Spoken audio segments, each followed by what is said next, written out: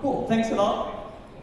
Let's see if that works. So first of all, trying to get my first slide in, I do apologize in advance for the translators.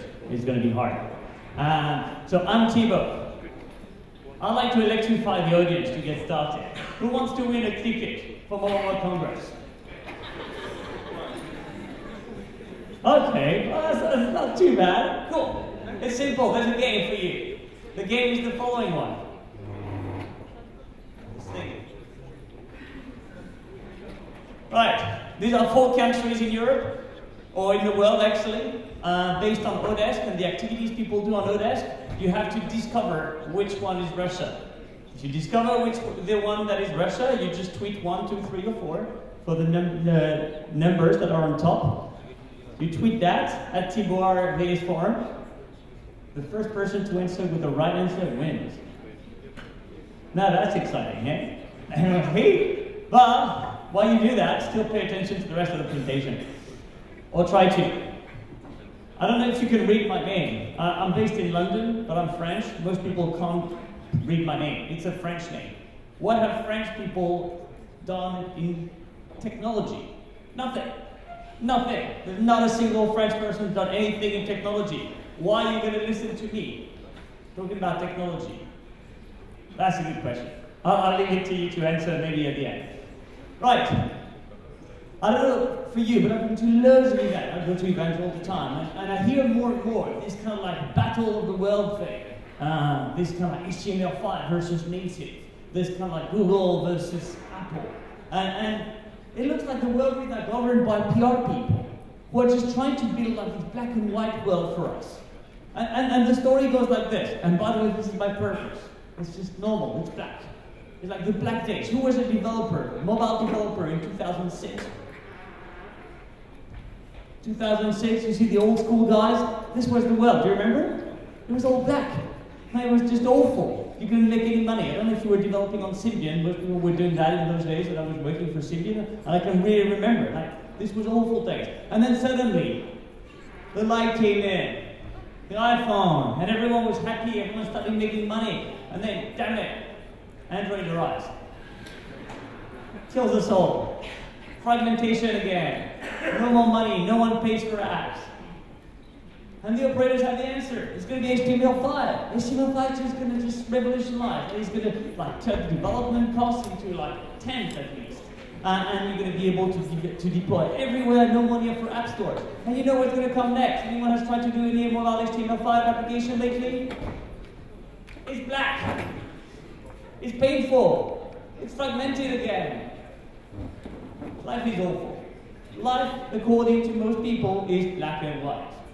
Or, depending, white and grey. Anyone from Nokia in the room?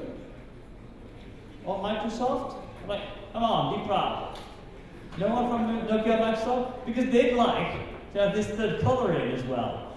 Like Windows Phone 8. And then I look at these colors. And it reminds me of something. The fact that the French didn't invent technology because we were stuck in a world where the state was deciding what the technologies would be. So, one of the things I'd like to do here is say, look, don't do black and white anymore. Try to do grey. Grey is not sexy. I don't know, anyone who's grey hair feels that they're very sexy here? Unfortunately, it's not. But, grey works. It's just amazing. Like these guys, like, pretend to be so black and white. But lately, I mean, you've got the guy on the left who bought patents. Patents. Google buying patents? Not very Google-ish, is it? And on the other side, the other guy, gaining up with Microsoft to fight against Android. Is that very Apple-ish? Not really. It just became grey over time. They know that grey works better than black and white. So you have to know that grey works better than black and white. So I'm going to give you a couple of things on grey. First thing, what do you need to write an application? You need a developer. That's the answer that comes all the time. And developers, mobile developers, are the most expensive people on the planet. I can back it up. Look, companies that have been bought in the last 10 years, you divide the valuation of the company once it's been bought by the number of employees in the company. Instagram, the most expensive people on the planet, mobile developers. Right, the reality is, no. If you take just one mobile developer, it's not going to work. You need to team it up to do a couple with a designer. And designers are just these white, fluffy people. They're so nice, contrary to the other guys with the richest people on the planet. But I'm French, as I said. There's one thing that you have to learn in France, very early. Couples do not work. Ménage à trois, that's what you need. You know what ménage à trois is? No, it's like when you have your mistress there all the time, and it works much better, much more stable. And the same thing for mobile development. You need a ménage à trois. Unfortunately for mobile developers, the third bit in the ménage à trois is the back-end guy. It can be painful. But yeah, you need a back-end guy. And more companies are hurting because they realize that, oh, the application is finished. I can therefore just get the mobile developer to do something else. I can get the designer to do something else. But then I've got to manage the servers all the time because most applications have these servers, like the churning data, they need constant updating and so on. And the cost of managing servers is going up all the time. So now, what we're seeing is fragmentation starting to happen in the back end as well. And it's getting worse and worse because people are trying to bring solutions for you and then they never really work, and that's the mess you have in the back end. The reality is, you need these three people, you need to have people all across the world. Don't think of a traditional mobile development team in the way that people would like you to think of them. That's the third bit. How's the great team? HTML5. I mentioned it briefly. I'm not going to talk much about it. You've all heard the native versus HTML5 thing. Yes, HTML5 is fragmented. There's loads of frameworks out there. But the reality is, whenever you have a panel HTML5 versus app, the guy who does the app bit is like the tooth puller in the medieval years. What was special about the guy who was pulling teeth in the medieval years? He had no fucking clue about what he was doing. The only thing he would tell you is, the moment I will remove your tooth, it's not going to hurt anymore. Simple. And that's exactly the same thing. The moment I do an app, people stay longer on it. I can't explain it to you, but that's why native works. Right, the reality is great apps work. Obviously not for Facebook. That's what they told us lately. But it works for other people. Some of the guys there, Onavo, Financial Times, Game Alive, are actually doing really cool stuff. And just a quick thing on HTML5. Can you say what platform these are? These are the job offers going out in the market today in the UK for different platforms. The top one is Android, the second one is iPhone. So iPhone is kind of starting to decline a lot as job offer, a lot more people with iPhone experience. Android is going up. The one that is not shown here is mobile HTML5. These are the guys who are making the most amount of money. If you have a startup that says, I can do a mobile HTML5 gaming engine, someone is going to come to buy you tomorrow. You don't even have to finish it. You can say, I do it. And you have to do a bit of due diligence there as well. But hey, that's the way to go. These are the way to go. Just to say that all the data comes from somewhere. I'm not just inventing data all the time. Thanks to Vision Mobile, I have this slide. It's called the busy playing field. That's normally what people tell you in front of this slide. It's like, look, so many apps and so few devices. Well, it's not really linked. We all know that we need to take a look at number of downloads and number of apps available and so on and so forth. And then you divide, you do an average. Okay, how many apps on average are downloaded per app that is in the store? Average is a bad tool. I do totally agree with that. I've done math and I've got an engineering degree as well. But it's a good thing to start with. This was in April this year. If you take a look at 6 months before, or 12, that is 12 months from now, that's what it looked like. Now, I don't know for you, but I can't compare an app store with another app store. The only thing I know kind of is the web. I would like to be able to compare app stores with the web. How do I do that? Now that's becoming very hairy. How many of you know how many new websites are coming out every year? So what you do is like 300 million new websites came up in 2011. You divide that by the number of people who visit web pages, and you do the division. And if you do the division, and I usually do that live, but we have little time here, if you do the division, you realize that today, the web is more or less as full as app stores, which wasn't the case 6 months ago, and even less so 12 months ago. But nowadays, it's more or less the same thing. So the differentiation elements within app stores and with the web are more or less similar, i.e., it's going to be hard. The only difference, there's no such thing as SEO in App Store. So it's a little bit more of a war that you can win if you know the right people and the right tools.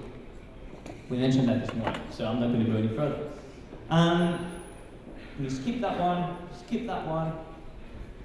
The other way to do things is the big question: how fat is the long tail? So now we've done the statistics, the average, but we said average is not a good statistical tool. So how fat is the long tail? Well, this is data that shows that the top 10 apps is where people spend 43% of their time. Now I'm going to ask you to do the math. The top 10 websites in the US, what is the percentage of traffic that they represent? Throw data at me. I'm not going to give you a second one. But you can still try. Would say 60% of the traffic in the US for the top 10 websites. 50%? 40%? 30%? Who's got orange? Damn it! All right. 41%. It's amazing. It's more or less the same amount as the app stores. So therefore, what it tells you is that the long tail, which used to be very different in the web and in the apps, is now more or less taking the same shape, which is very interesting. Right, last element I wanted to talk about is distribution. A lot of people moaning about distribution channels and app stores all the time. I don't know if you do that. I know here people all the time. They moan between themselves, but they don't go and say, hey, we own this app store. The app store was created by you. Therefore, you can do whatever you want with it. Who doesn't believe me? Who doesn't feel that you all here, own the app store? I tell you, I'm going to prove to you that you own it. Collectively. How much are you spending on advertising for your apps? 25% of the cost of development? 50%? 100%? People would like these days for you to spend like 5 times the amount of the cost of development. Very conservative figures here. 200,000 new apps come out every year. People spend about 20K to develop it. A quarter of that goes into marketing. You collectively have a marketing budget of $1 billion. That's pretty cool, eh? How does that compare? Windows, Microsoft only spent $400 million to launch Windows Phone 7. You guys are worth 2.5 times that. You own that store, don't you? From now on, are you more empowered and you know what you're going to do next? You're going to claim it. This is ours. We know what you want to do with it. Last point. You have to challenge the dogma. So people say, oh, the apps is what, developers do. Developers don't do apps. Groups of developer teams end up trading cool concepts. It's all bound to technology. I do Android thing, or I do an iPhone thing. No. Feel wider. Get the technology to work for you. It's crowded. Yes, it is crowded, but in a different way than most people say it is. And finally, the app store that is supposed to be attached with the app is yours. You own the distribution channel. So be wise about what you do with it and claim it for yours. Who won? No one's interested in winning. I don't have my Twitter feed here, but I'll check it later. So who voted won? Is Russia good at translation? The translator is voting yes. Yeah. Is Russia good at web development? No? Is Russia good at mobile development? Which is number 3. You guys have to scream, yes! Otherwise, don't believe in yourself. Or good at design? Well, the answer was number 2. So whoever answered 2 and was the first one to answer 2, come and see me, and I'll have a ticket from a PowerCook recipe. It was good, eh? Cool. Thanks a lot. Any questions? Thanks a lot, Thibault.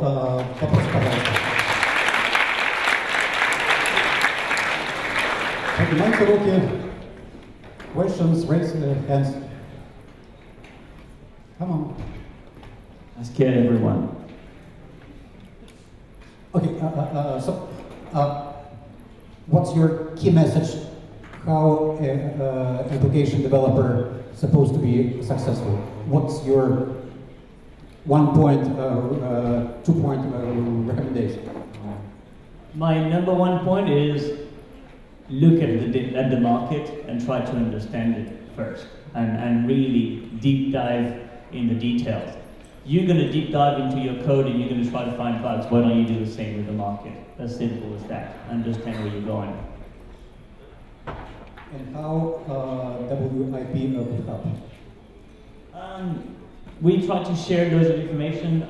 We have guides that we do, create. We have a guide to the parallel universe, which is a guide about how to market your application. We have guides about mobile development that are also that we make available. We organize loads of cool events all the time. Organize the largest Android developer event in Europe, for example. We organize a really cool mobile development event in Barcelona at Mobile World Congress. So just pop by and say hi, and we'll help you meet new people. All right, well, thanks a lot once again. It was great. Very